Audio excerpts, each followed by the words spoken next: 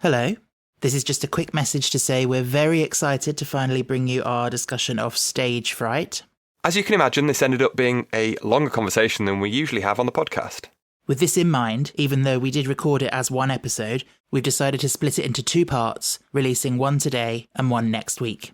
This week's part will focus on Act 1, but you'll have to wait till next week to hear our thoughts on Act 2. As ever, there will be a hair. A hidden allusion to a random episode. But we're not telling you whether it appears in Part 1 or Part 2. So prick up your ears and enjoy Part 1 of Stage Fright. Welcome, dear listener, and thanks for joining us. I'm Yanto. And I'm Stephen. And this is a podcast all about the weird and wonderful world of the dark comedy anthology series, Inside Number 9. On each episode, we'll be diving into another one of Steve Pemberton and Reece Shearsmith's twisted tales, putting it under a lens and examining it to within an inch of its life. So make yourself comfortable, grab a cup of tea, and join us for The Ninth Degree. Hello. Hello, how are you doing? Yeah, good. How are you? I'm good. And if my calculations are correct, and I managed to stick to the schedule I've planned, I believe this episode will be going out Christmas week. It's Christmas, that's exciting. So, yeah. Peek behind the curtain, we're recording on Halloween, but for you, dear listener, I hope you're having a lovely festive season. Yeah, although it already feels like Christmas. I just went to the shops to try and get, because I'm having a party tomorrow, trying to get decorations, and I wanted to get some pumpkins. They've all seemed to have been incinerated overnight. Oh. There's not a single one, and there's Christmas trees everywhere. Interesting. And I'm like, it's still Halloween today. You think they'd at least be on sale today, and then tomorrow you could do whatever you want with them. But no, none to be found anywhere. I just bought a shed load of sweets, but no pumpkin to put out, so we'll see if any kids turn up. It's a shame you could have done like Deadline and carved your door number into the pumpkin. I was considering it. You could have been the second person to ever do that. I get the Weeping Angel out and she'll stand guard. Maybe that'll entice them. Oh, yeah, I'm sure. Anyway, we're here today for a very special reason. We are indeed. We're here with Stage Fright this week. Yes. So I'm sure everyone listening to this knows what it is. But just in case you don't, Stage/Fright, if you want to pronounce it like that. It's the theatrical play that Reece and Steve wrote after they finished the TV series. Mm-hmm. And it had a stint in London's West End in the Wyndham's Theatre. Yeah, was it there about 3 months, I think? 4, I think, January 4. to April to 2025. And it's then embarked on a UK tour from September to December. So by the time you hear this, the tour will have wrapped up. Yes. I believe, they didn't do it on the tour, but on the original thing, they said don't tell anyone what happens. So we're kind of breaking that, but equally hoping that by this point you can't watch it new anyway. Exactly, yeah. So if you've been lucky enough to see it, then great, you'll know what we're talking about. Yeah. If you weren't lucky enough to see it, then, well, you can make your own decision as to whether you want to listen or not. But if you do, then we'll kind of try and walk you through what was involved in it. Twists and turns. Yes, and knowing Reece and Steve, there were many. Before we get into it, shall we reveal our hair from the end of the last series? Yes, it was the understudy. I enjoyed it. I was worried we'd get the understudy for one of the two, so I didn't know what might happen in that situation. Well, yeah, I'd often thought about that. Sneakily snuck in at the end? Yes, quite an easy one to get in, I think. Yeah, we did think it might be a bit on the nose for this episode. Well, yeah. But yeah, without further ado, I guess we should talk about Stage Fright. Now, unfortunately, Inside Number 9 Wiki is not helpful today. It has no entry at all. Oh, it doesn't have an entry? An entry, no. I think someone gave up making this thing. I don't know, at some point in the production, so who knows if we'll suddenly stop running out of synopses at some point. I did see that the articles tend to get less and less detailed as it goes on. Yeah, it used to have where the hairs were and a cast list and everything, and now it is literally a line. So yeah, no synopsis, but I mean, who needs a synopsis? We'll do our best. We were both lucky enough, weren't we, we've both seen it twice now. Yes. So we both saw it in London in its original run, and we've also, at time of recording, both just seen it on its tour.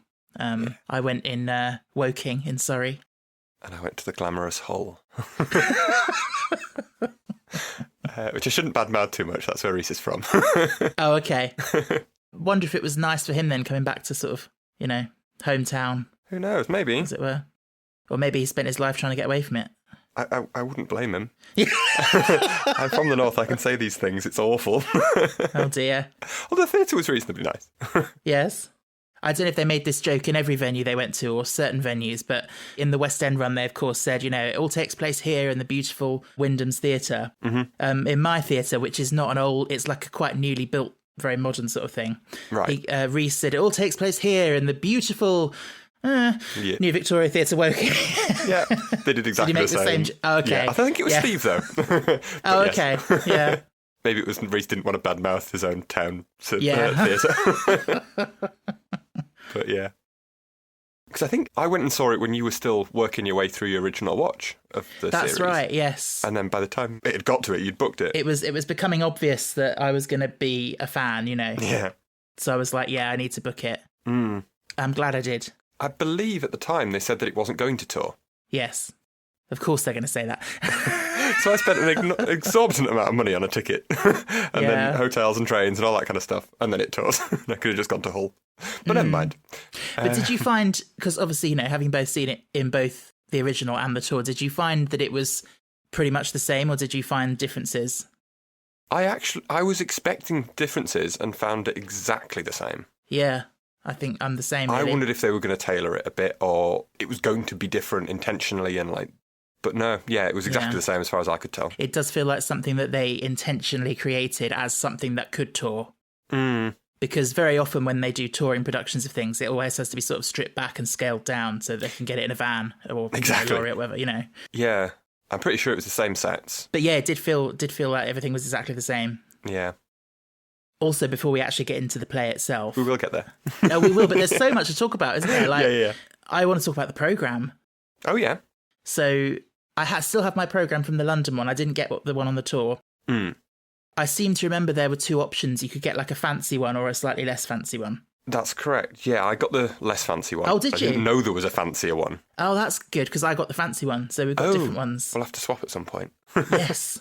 The only thing about the fancy one is I can't tell you anything about the cast, because there's no talk of the actual cast in it at all. Right. So it's reversible. Yeah. So a large part of the play revolves around this sort of fake play within a play that they create. Yeah. And so the reverse of the programme is the programme for that play. Yes. I wondered if that might be the case. And then you open it up and it's got characters in it who are actors who are then playing characters. Yeah. But it doesn't actually tell you anything about the actual actors that are playing the actors. So yeah. So that was interesting. But they've obviously put a lot of thought into it. And there's so many like features and in-universe adverts and things from episodes. Mm-hmm. That's cool. I don't know if I've actually read the full one of mine. I started to at the show. Yeah. And then it started, obviously, and I couldn't finish it. Yeah. And I meant to when I got back and never got round to it. So I'll have to have a go through it. There was a lot to read. Yes. I do wonder, it'd be good to compare the programmes and see what the difference was, because... yeah, I'll bring it down next time I see you. I mean, just to name a few, there was like adverts for Angry Tomato, the digital marketing. Nice. And the Number 9 restaurant. Yeah. Including a review from Kevin on TripAdvisor. So, and like a cryptic crossword set by the Sphinx. Oh, nice. Which I haven't attempted.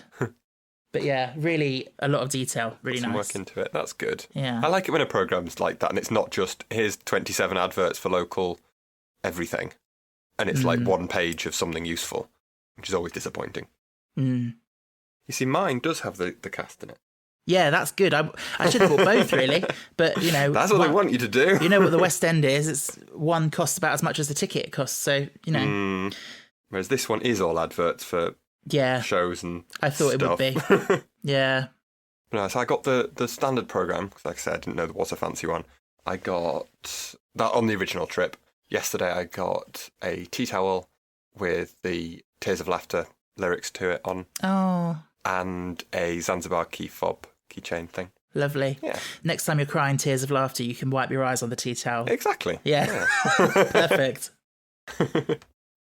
And so I don't know if this came with the standard one or just the fancy one, but you also get the House Divided little script. What's that? Ah. So do you know about this? It's a tiny little mini play script. Oh, okay. This is an extra little bonus thing that came with it. And I love this. I'm just going to read you what it says on the back. Yeah. From Reese and Steve. And it says, In the summer of 2018, we were writing episodes for Inside Number 9 Series 5 and decided to set one entirely in a theatre auditorium. The idea was that we never focus on the play, only on the people watching and their interactions. We were aware of the cost implications of having to at least partially fill an auditorium, but thought there would be such a small design cost that it might offset it in the budget. Sadly, we were told by our producers that the expense of hiring a theatre for a week and getting enough people to sit in it would be too much for our budget. So A House Divided was shelved, and we wrote The Stakeout instead, 2 people in a car. Quite a lot cheaper. Yeah.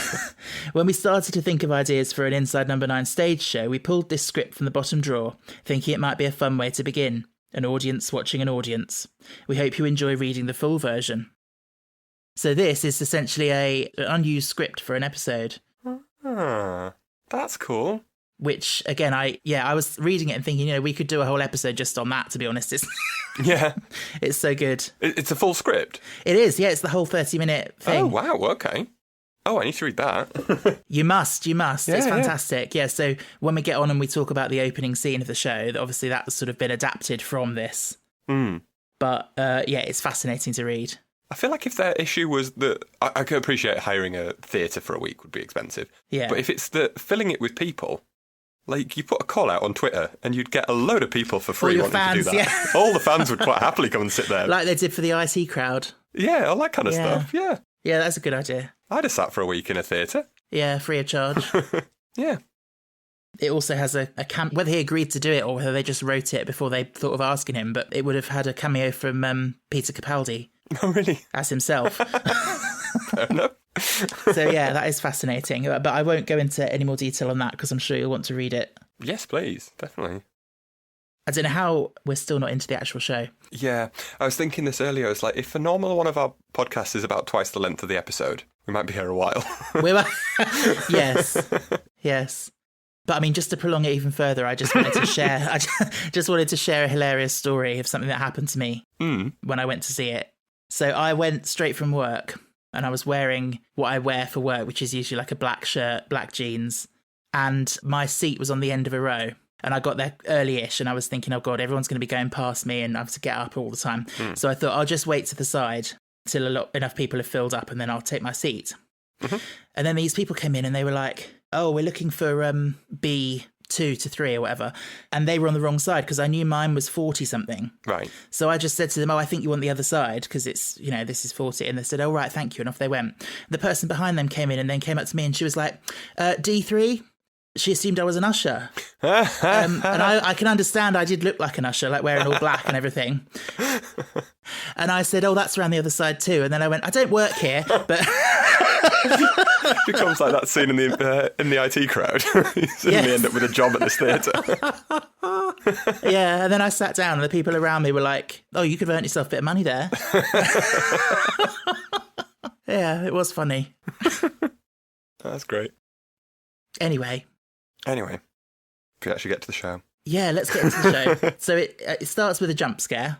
The first of many. Yeah. I hate those. Yeah, I knew it was coming the second time and it still made me jump.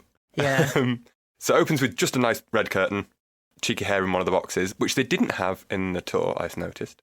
Unless I didn't. Oh, yeah, I forgot about that, because you told me about that in London. Yeah, there were just some ears poking out of one of the boxes.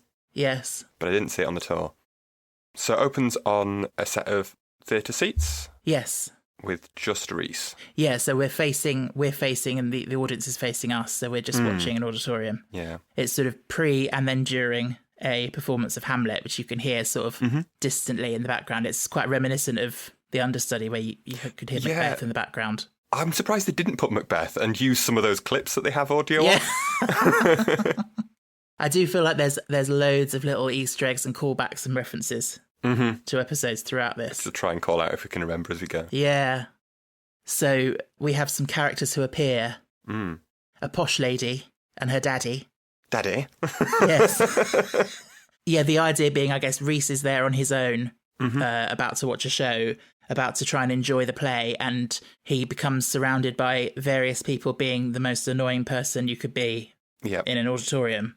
Like, beyond credible, like, how annoying they are.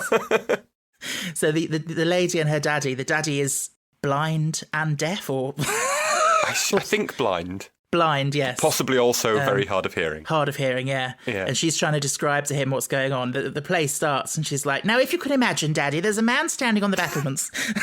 Like, top of her voice, not even whispering. And isn't it? And one looks like Uncle Jerry and the other one looks like a homosexual or something. Yeah, something like that, yeah. And then they produce sushi as well. They're like, should we have dinner now or should we wait till it started? Yes. Oh, and then she tells off Reese for eating peanuts because her dad's allergic. I like the way she just turns to him and she goes, could you put your nuts away? And then you've got Steve appears as a businessman. Yeah. Again, oh my God, so fucking annoying. It's so annoying. I hate this where people are like, they're so busy with work and everything that wherever they happen to be just becomes their office. Yep. And they have no regard for anything around them. No. Just, well, I need to do this, so I'm going to do it. Yeah. There's a great running joke of his ringtone on his phone with the Indiana Jones theme. Mm-hmm. That just every time it goes off, you think he's going to realise and just, silence it, but it keeps going off. Nope, not going to happen. So then he's making deals with various people. Yeah. A Lee King in China and his boss, someone or other. Is it that he can't be bothered typing or something? So he does it voice to text, and we get a very badly autocorrected version of what's going on. Yeah, everything that he says yeah, comes out sexually suggestive. Yes. Which is quite amusing, I suppose. But yeah, he's being really irritating. And then he gets his laptop out and goes on a Zoom call or whatever. Yeah. Or Skype or whatever it is. And you think he's feeling like, I can't deal with this over the phone. Gets laptop out instead. And so the crux of it all is that Reese gets so infuriated by all of these annoyances that he just casually murders each person one by one. Yeah. So the man who's allergic to nuts, he crumbles up his peanuts into his sushi when he's not looking. Yeah. Which gets such a big cheer. Yes. Steve has plugged his laptop in and he pours water on the plug to electrocute him. Yep. And then the lady comes back, and so on the tour, he seemed to sort of grab her and bash her head against the seats or something. Yeah. I'm pretty sure in London he shot her, didn't he? Oh. Or was that just my memory? I thought he whacked her with his, thermos or oh, maybe. something. Yeah.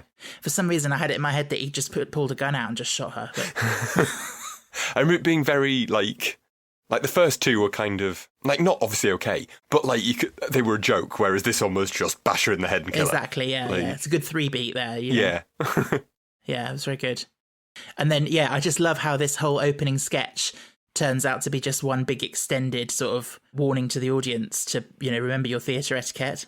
Turn your phones off, yeah. Yeah, he's killed these 3 people, and then he just stands up and he says to us all, ladies and gentlemen, may I remind you you're in the theatre? I just fucking love that. It gets a round of applause, I think. Yeah. I did remember thinking it was weird when I first watched it that they didn't do that before it started. There was no, voiceover announcement thing. But yeah, so nice little joke intro. I love that. And then we go to Stephen Reese in front of the curtains, right? Well, yes, via a sort of live extended rendition of the theme. That was the thing. I couldn't remember if that was before or after they did that. Okay, yeah, so good. Thankfully, I've made detailed notes. You just sat there in the theatre with your notepad and a pen. I did. I tried not to be too annoying to anyone near me. I tried to do it silently. And writing in the dark is quite hard, but I just made the occasional little note. You just come out at the interval and it's just squiggly lines. It's I know, yeah. Some sort of clairvoyant. There is one bit where I've written over another note because I thought that line hadn't been used and I can't read what it says, but never mind. But yes, so we've got these 2 violinists come out and they play a live version of the theme, which is fun. They do. I thought it was a cool nice little extra bonus thing, which I wasn't expecting. And we get a projection of the opening titles and the hair. And the hair appears. And a few other little bits that were going to be relevant throughout the show, which we'll get to. And yes, then they come out, Reese and Steve, as themselves to talk to the audience. Yeah, welcome you there. Yeah, which is very nice. Yeah. So they set up the premise that this works very well in the Wyndham's version where you can be all like, this theatre's haunted and go for the whole story. And I'm like, and coincidentally, every tour venue on the tour is haunted by the same ghost. Yeah. Suspension of disbelief. Yeah. Yes. I wonder how it works for theatres that were actually quite new. It's like, oh, this has only been haunted for the last 6 months. Yeah. I feel like they, particularly on the tour, they probably said it with a bit of a wink and a bit of a like, well, you know, just go along with it sort of thing. But yeah, the idea is that this actress who died in a production of a play called Terror in the Asylum, or whatever the French title is. I was going to say, oh, he's going to try. Oh, he's not going to try it. I'll try. La Terreur de l'Asile. Yes. Thank you. And and her ghost supposedly haunts the theatre, and she's known as Bloody Bell. Believe this or not. Steve, not so much. Reese seems to go along with it. Seems to be very keen on ghosts all of a sudden. Yeah, so despite his one show appearance where he said no. Yeah. They do play... I always find this in things, that they do play very convincing, acting themselves, like, off the cuff. They do, yes. Even though it's completely scripted. It's very believable. Yeah, they are good. So, separately to the Bloody Bell thing as well, they also tell us about how the thing we've just seen, where the man killed the people in the theatre, was supposedly based on a true event as well. And they tell us some story about some man who'd booked theatre tickets for him and his wife had passed away before coming. And then so he was a bit delicate and he ended up killing people. And then there's this brilliant joke about he then ran to the upper circle and tried to toss himself off. And then Steve goes, another thing which is frowned upon by the theatre management. And then you get the signs. And they produce the signs, yeah. I'm guessing they're the actual ushers as well, because the guy was there holding up his sign and Steve was like, a bit higher, a bit to the left. He wasn't in the spotlight. Yeah. Do we describe these signs? I feel you can infer. Visualise. Yes. They say no masturbating. Yeah. And they've got a wonderful sort of iconography about them. But yeah, that's a funny joke. Yeah. And I was actually sitting in the upper circle. Oh, really? I didn't spot anyone having a go, but... Oh, good. For the best. Yes, definitely. And then a follow-up joke of pointing out where the seat was that the man had sat in. And, oh, my God. And then all the lights coming and pointing on that yes, person. So if you're sitting in seat D9... then you get spotlighted. When I saw it on the tour, the man in D9 had an empty seat next to him, and as soon as the light came on, he just shifted to the next seat. Great. I wonder if there's anyone who saw it in London and knew that thing was coming up and then specifically booked that seat just for that. I wouldn't be surprised. There'll be people that have gone multiple times. Yeah. Although it did sell out very quickly. And it was quite a prime seat, so I'm guessing that probably would have gone in the first run of tickets. I'd imagine so, yeah. Potentially. So yes, Reese sneaks off for his quick change. Tries to sneak off. Yes. You said you were going to write something funny to cover it. Yeah. So that we don't draw attention to it. He disappears and Steve tells a bit more about Bloody Bell and how she should be summoned by calling her name 3 times. Yes. And gets us to all chant her name. He also gives us some trigger warnings for the show, which, again, I fucking love this joke where he says, a firearm will be discharged at some point, and there'll be liberal use of wordplay throughout, so that's Chekhov's pun. Got no laugh in Hull because that's uncultured swines. Oh, Woking got quite a titter. And he was like, it's a good joke. Yes. Were you just there like those people who go and see Shakespeare plays and just like really overly laugh at the jokes that aren't funny anymore? Like, oh, very good. Yeah, pretty much. Yeah. So then we go into the meat of the first half, where we get a live performance of Bernie Clifton's dressing room. Indeed. Yeah, it's pretty much verbatim to the episode. Pretty much, yeah. They tweak a few little bits, but very minorly, which was a lot of fun. Yeah, I mean, it's obviously a great episode anyway, so nice to get to see them do it live. And obviously very suited to the stage. Yes, very well suited. As we said when we covered it. Yeah. But then I think as the whole play unfolds, you'd see more significance as well to why that particular one. Exactly, yeah. Yeah. It was a perfect choice for it. Yeah. And also nice for people, I imagine they'll have picked it as well, because there'll be a lot of people that will have gone that are fans where, I don't know, a significant other or a friend or whatever that they've gone with have never watched it before. Yes. So they can just be like, well, this was an episode from it. Like, did you enjoy that? It's a good episode. It might pique their interest to go in and watch other ones. Yeah, definitely. I did hear some people in the interval talking, and one of them was saying, oh, I haven't watched many, but everyone that I've watched has been incredible. That's good. Yeah. I was like, well, why don't you watch them all then? Also fair. Yeah.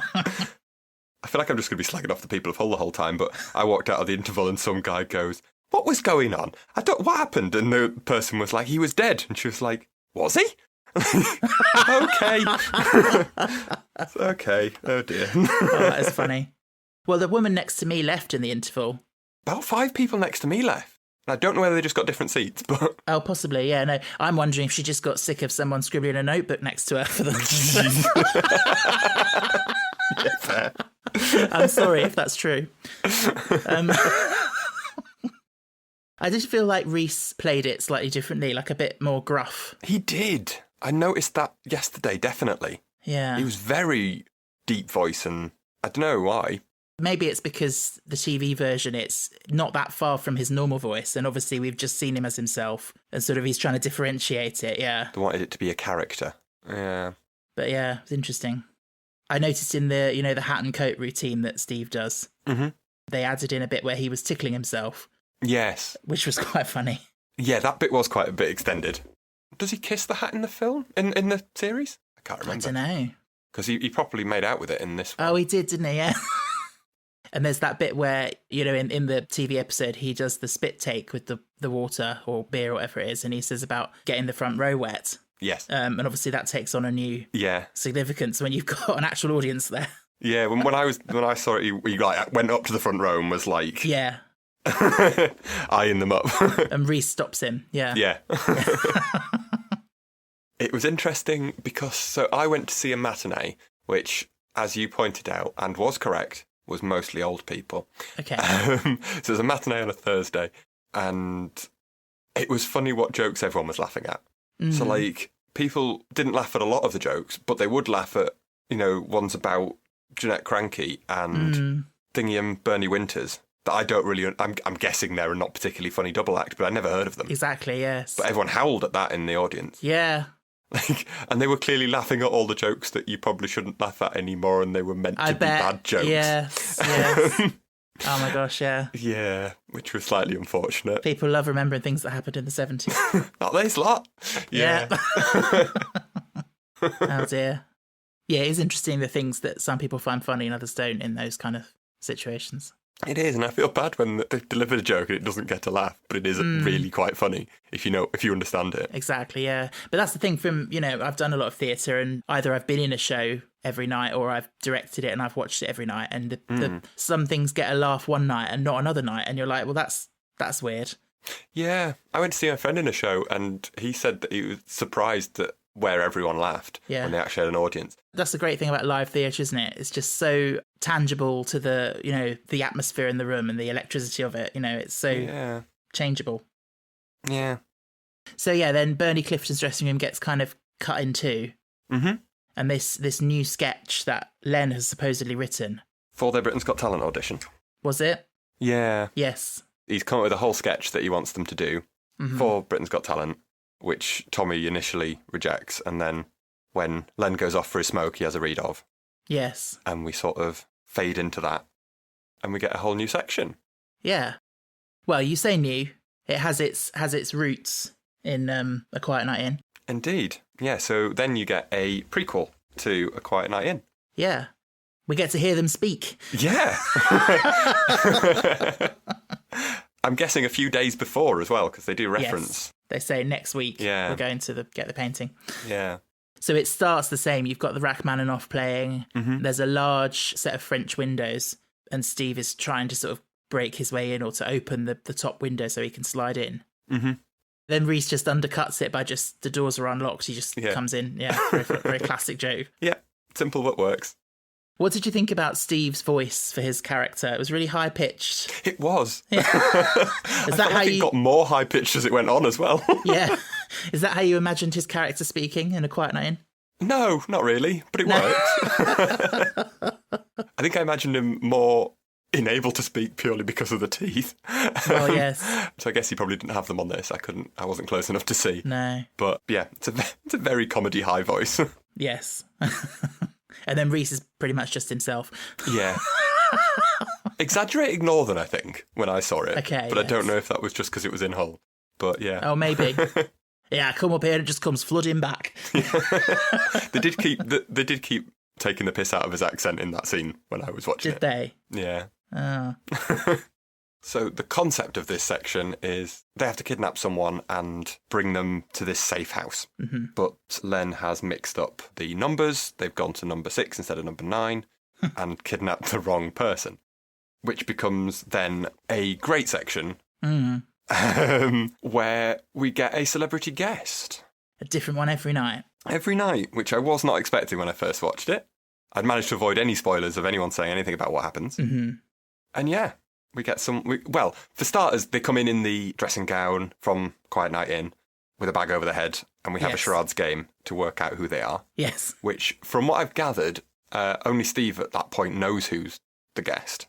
So Reese genuinely has to try and work it out? I believe so.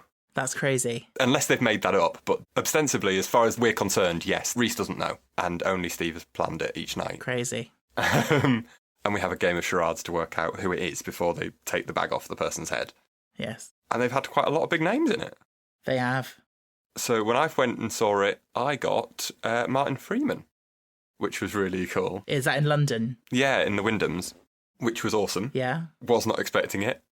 And like, if I'd not gone in blind, I'd have been fully expecting to get someone I'd never heard of. Yeah, yeah. And get quite a big name. Yeah, that is good. That's lucky, yeah. Yeah. Again, I was fairly lucky in London. I got Matt Berry. Great name. Yeah. I think this whole section with the celebrity guest becomes slightly semi-improvised. I think it does. Where they've got a basic shape of what has to happen. Mm-hmm. When I saw the second time, they did reference, like we said in rehearsals. Yeah. So I think they might have done a bit, but I think there's chunks of it that they don't tell them. Yes. Yeah. Because it is quite a long section, really. It is, well, we'll get onto that. Okay. I'm intrigued. Who did you get on your second go? No, you tell me first. Who did you get on the tour? Well, I worried that I'd get someone I'd never heard of. Right. And it'd be terrible because it's a Thursday matinee. I got, what was his name? I'm trying to remember the charades because that'll remind me what it was. Someone Smiles, who was a local BBC Radio Humberside breakfast presenter or something. Wow. And I was like, okay, we know who that is. Wow, that's like the most thrilling person you could get. Yeah. Which was a step up from the local mayor. Yeah. It reminded me of like when you were a kid and the local, they'd turn on the Christmas lights and there'd be all the rumours that you were getting someone big and famous and it would just turn out to be the local mayor. And it'd be really boring. I've just checked. It looks like it was Kofi Smiles. Kofi, that was it. Yeah. Yeah. Okay. Interesting. I'm guessing you got someone better. I did get someone well known. Yes. Okay. I got Bobby Davro. Oh, right. Okay. Which was fun because I was thinking of the bit in Deadline where there's the archive footage of him, and I was like, oh, that's kind of a nice connection. Yeah. Because in a lot of at least in the original London run, it was a good chunk of them were people that had been in the episodes. Yes. So I guess this was tangentially in one of the episodes. Yeah. Even if not. Even if through archive footage. Not through any fault of his own, yeah. Yeah. But it was very interesting. Like we said, there's obviously a kind of loose script and they give them some idea of what they've got to do. Mm-hmm. And I'm sure they probably say to them, we will steer it, we will guide it. Yeah. Just go along with it. Bobby Davro didn't seem like he was interested in letting them guide it. Oh, okay. He seemed like he wanted to hijack the show and make it the Bobby Davro show. Right. It was, oh my God. I'm sure he added 10 minutes onto the running time because the poster out the front said the first half was about an hour and it was definitely longer than that. It was more nearer to an hour and a quarter when we got out. It was some of it was funny, but it was a bit awkward. So he was making jokes about, because they talk about what have they been in, what have they done and stuff. Yeah. And he was going on about, oh yeah, Naked Attraction. all that kind of thing. Yeah. And it felt a bit like he was going through his list of, like his joke book, his list of jokes that he's got, and trying to find a way to shoehorn them in. Yeah. Like at one point, Reese and Steve show them a script to follow when they're on the phone. He was like, "Oh, I can't read that. I haven't got my glasses on." And then he leans down to someone in the front row who's got glasses and asks if he can borrow their glasses. Oh, God. And then he's like, yeah, my girlfriend went and sat on mine. I was wearing them at the time. Oh. Oh, dear. I know. And I was sitting there thinking, oh, my God, this is so awkward. And then, Reese or someone was like, right, back to the script. Like, I felt like he was getting irritated. Yeah. There was one point as well where one of them actually put their hand on his mouth and said to the other one, "Have you got any duct tape?" Wow, okay. I feel like, not that they ask anyone back because it's one and done, but like they probably wouldn't ask him back. No. Yeah, all of them have been one-offs, I believe. Yeah. I'm just looking through the list of some people that have done it. Like, they're all big names. Yeah. Like I said, Martin Freeman, you've got Matthew Kelly, Lee Mack, Alexander Armstrong. I saw Stephen Fry had done it. Matthew Bainton, Stephen Fry, yeah. Mel and Sue did Separate Nights. Not together, that would have been funny. Mackenzie Crook, Sarah Hadland. Yeah. Matthew Horn. Lenny Henry. Oh, yeah. Julian Clary would have been good. Oh, yes. Bet that would have been awesome. Yes. Bob Mortimer. Loads of people. Michael Sheen. Nice. Paul Merton. Obviously Mark Gatiss. Yes, eventually. David Tennant did one. Did he? Yeah. Professor Brian Cox. And ended with, we wonder who's going to be some big name. Slightly disappointing, because I don't particularly like them, but Jonathan Ross was the last one in the West End. Oh, Serena McKellen 2 nights before. Okay. That would have been good. Yeah. But yeah, lots and lots of big names. Yeah. I mean, it's a great gimmick, like a great idea. Yeah. For something to do. Yeah. Just there is that element of you don't know exactly how it's going to go. Yeah. And there's also the conceit that in the script, Reese's character doesn't know who the person is either half the time. So I'm wondering if they've written that in case Reese actually doesn't know who the person is that they've brought in. And you can just pretend that that's the reason why he doesn't know, why he's talking like he is. Yeah. But yeah, so then Len and Tommy's boss calls because he's got the significant other of the kidnapped person, or should have been kidnapped person, and needs them to prove life before a ransom is paid.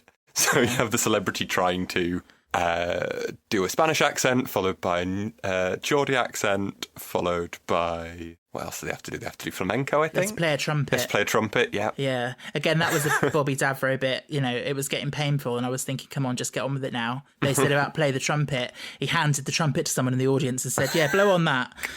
And I'm like, oh, God. And then the person tried to blow it, and it didn't make a sound. Yeah. And then the actress who was on the other end of the phone did the next line. Yeah. And Bobby goes, hang on, I haven't blown it yet. It was like a car crash. Yeah. Sounds painful. I mean, this guy that I had yesterday, the radio person, it kind of became panto. Oh, right. I think he might have maybe done panto. I got the impression that might have happened. Yes. Because there's a section where he's left on his own and he tries to hide. And he's just like asked the audience where he should hide and okay. all this sort of stuff. And I'm like, oh, this is getting painful. Please make this end. I know, it's losing all of its credibility as a proper theatrical production. Yeah. But yeah, we get a nice little callback. He goes to hide in a wardrobe and it's full of people. The sardines people, yeah. Yeah. That was good. And then comes back and they've all mysteriously disappeared, so he hides in the wardrobe again. Mm-hmm. Len's gone off to find some food because they're hungry and comes back with just a stick of celery. It's all they had in the house. Yeah. And gets told off by Tommy for feeding him. And he's like, it's only a stick of celery, which Reese corpsed that both times I've watched it. Okay.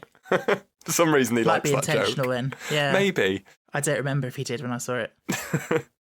So I can't remember why they send the kidnapped person upstairs at some point. Yeah, why do they? With the bag on the head.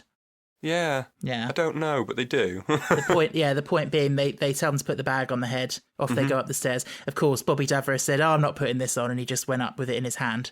Yeah. So that ruins the... ruins the next joke. The next bit where the dummy, after being shot, just gets thrown down the stairs. Yeah.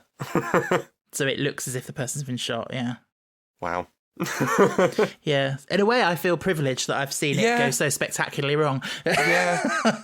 I imagine it. Yeah, that's the problem with improv. Like, you never know what's going to happen. They let themselves in for it. But yeah, then it cuts back to Bernie Clifton's dressing room. We pick that story back up. Again, pretty much as is. Pretty much exactly the same, yeah. I like how they updated Joe Pasquale's age to the actual age he is now. Rather. Yeah, that's a good point. I meant to check that. I wondered if they had. Yeah. We get the brown bottles. Live brown bottles, yeah. With the addition of the legs being in tights and heels. Yes, for some reason. For some reason, yeah. Why not? And then, we're on to the home stretch, where you get the nice reveal that Len has obviously died. Yeah. That's done well, where he ends up sort of upstage. And just vanishes. In this area that just goes dark. It's done really well. Yeah. And I meant to check out on how they did it. Well, not like how they did it, but like watch out for it. Yeah. And he does vanish very quickly. Yeah. Yeah, it's very well done. Because I think the light only goes out for a fraction. Mm-hmm. Like, I don't know where he goes, because there's nothing to hide behind. I don't know if it's a trapdoor situation, but... That was very well done. Because I wondered if they were going to end it the same as the episode does and he would fade away. And I was like, that would be some clever trickery to somehow make him fade away on stage. But yeah, Arleanne turns up and that plays out the same. And then it goes a little bit different. Yes. Tommy leaves the ghost light on for Len. Yeah. So they've referenced earlier in the show. Which they'd explained earlier, Yeah. I think that is an actual concept, isn't it? It is a concept. I'm not sure if it actually happens in real theatres anymore, but it is a concept that it's so that the ghosts aren't lonely or something. When nobody's in the theatre, you leave one light on. Yeah. I don't really understand, but anyway. Yeah, no, it's a bit weird, isn't it? Superstitions, who cares? Superstitions are weird, yeah. So we get the ghost light situation, so that starts flickering. And Tommy asks if it's Len. And then I think does he just leave at that point? I think he just walks out. I think he goes, silly. Yes. And then we get a very creepy bit. Yeah. The basket that had all the props in just open, so it's getting very dark, and then the basket just opens of its own accord, and you think you're focusing on that, thinking, "Oh, what's going to come out of it? What is happening?" Yeah. And then a sudden jump scare, and Bloody Bell is centre stage and floating. Yeah.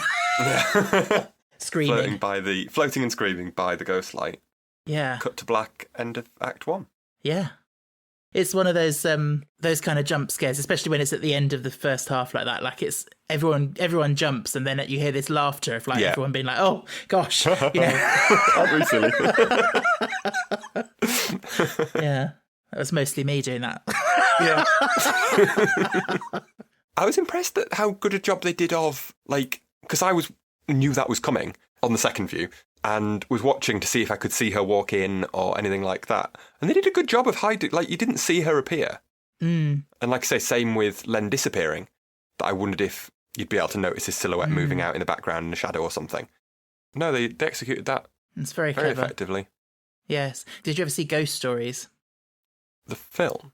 There's a film of it, but it was based on a play. Oh, no. Okay, so the film had Martin Freeman in it, didn't it? Yeah. But no, I went to see the stage version a couple of times, and that had a lot of those kind of moments in it, those kind of tricks. Yeah. That was really well done. It must be fun working in theatre just for those sort of moments. How do we make this happen? When you've got such a controlled environment, you can do whatever you want. You can make the lights how you want them, the sound, and all sorts of things. And just how to pull that off. It'd be so much fun, the challenge of it. Yeah, definitely. And that it's repeatable 8 times a week or however many times a week. Do you know, I was thinking the other day, I don't know if you've ever thought about going into theatre and doing that kind of technical stuff or... I did always want to, yeah. Lighting or so, because it seems like the sort of thing that would suit you really well. But it's one of those things you kind of just have to kind of be in the right place at the right time. Yeah, and there's 1,000 people want the job and 12 jobs, I think you'd be good at it. I'd just be scared that if I do something wrong, that everyone sees it and you can't hide. Yeah, true. That's the magic of live theatre. That's theatre. Yes. Speaking of which, it's the interval. Should we have an ice cream? Yay! And that'll be £27.50. Go and queue up. Yeah, go and queue up for 20 minutes to use the loo. Yeah. Minor rant of mine. That spoons nowadays in those little ice cream pots, they just become less and less spoon-like with every year that passes. It'll be a toothpick at some point in the future. Yeah. That they'll just expect you to use. Well, they're just like a little flat piece of plastic, aren't they? They used to be vaguely cup-shaped. Yes. And they've become flatter and flatter and smaller, to the point where it's just, if you're lucky, like half an inch square of wood. And you don't know what you're meant to do with it. Just jab it in and hope. And that's the end of part 1 of our discussion on stage fright. Join us next time for part 2, when we'll also be sharing some listener comments about the production. Thanks for listening. Thanks for listening to The Ninth Degree. If you'd like to get in touch, you can find us on Instagram, Twitter and TikTok at Ninth Degree Pod, or email us at ninthdegreepod@gmail.com. You can also leave us a rating or a review wherever you get your podcasts.